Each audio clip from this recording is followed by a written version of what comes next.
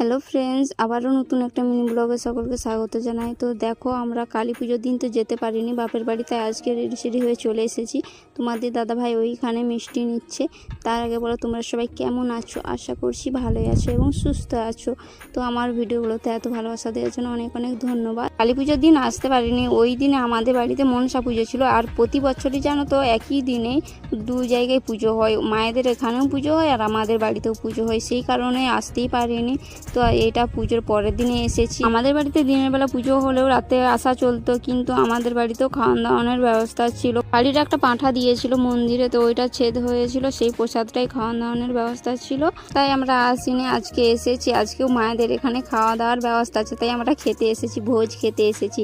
তো আসতে না আসতে দিদি আমাদের দুজনকে ম্যাঙ্গো জুস দিয়ে দিল, তাই আমি খাচ্ছিলাম আর ভিডিও করছিলাম। দিদি বলছে যে তোকে কি সবসময় ভিডিও করতে? আমি বললাম হ্যাঁ। তারপরে আমি হাসতে লেগে গেছি। তারপরে দেখো, বেটু এসে ক্লান্ত হয়ে গেছে, তাই শুয়ে পড়েছে। বোনপো আছে। সেদিনকে বেটুর এই জামা প্যান্টটা কিনেছিলাম শপিং এ। কেমন হয়েছে বলো? আমার বাপের বাড়িতে অনেক লোকজনের খাওয়া দাওয়ার ব্যবস্থা করেছে, তাই সবাই মিলে এসেছে আমার বাপের বাড়িতে।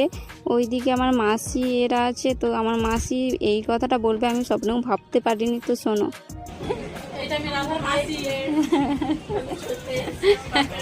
আমার মাসি নিজে থেকে নিজের পরিচয় দেবে আমি স্বপ্নেও ভাবতে পারিনি। তো থ্যাংক ইউ মাসি, আমার ক্যামেরার সামনে নিজের পরিচয়টা দেওয়ার জন্য। আর এখানে এরা খেতে বসে পড়েছে, আমার বাবা আছে, তোমাদের দাদা ভাই আছে, আর ওরা দুই বোনে খেতে বসেছে। ভিডিও করছিলাম বলে ভাইটার স্টাইলটা দেখো, বলছে তুই ভিডিও করছি বলবি তো, তাহলে একটু পোস্ট দেই। তো দেখতেই পাচ্ছ সবাই মিলে এখানে বসে আছে। আর ভেতরে চলো, আমার ভাইয়ের অনেক বন্ধু এসেছে, দেখতেই পাচ্ছ এখানে ওরা খাওয়া দাওয়া করছে। আর আমি হঠাৎ করে শুনি না আমার ফেসবুক ফলোয়ার্স এসেছে, তাই তোমাদের সাথে একটু পরিচয় করে দেবো। তো আমি ভাবতেও পারিনি যে ফেসবুক ফলোয়ার্সদের সাথে দেখা হবে। তো দেখো, এখানে আমার জামাইবাবু আর দুটো ভাই আছে, এই যে সেই ফেসবুক ফলোয়ার্স এরা। এইখানে অন্ধকারের জন্য ক্যামেরা ভালো আসেনি, সেই জন্য খুবই দুঃখিত, ভালো করে দেখাতে পারলাম না। তারপরে এই যে আমার ভাই বলছে দেখি কিরকম লাগছে আমাকে। খাওয়া দাওয়া করে অনেকেই বাড়ি চলে গেছে, আর আমরাও ওইদিকে চলে এসেছি ঘুরতে। আজকে জানো তো মায়েদের অনেক লোকজনের খাওয়া দাওয়ার ব্যবস্থা ছিল, সেই জন্য একটু ব্যস্ত ছিলাম। আর এইদিকে চলে এসেছি, বাড়ি চলে যাবো, সেই জন্য একটু ঘুরতে এলাম। কালী পুজোর দিন তো আসতে পারিনি, তাই মায়ের মন্দিরটা দর্শন করতে চলে এসেছি। ওইদিকে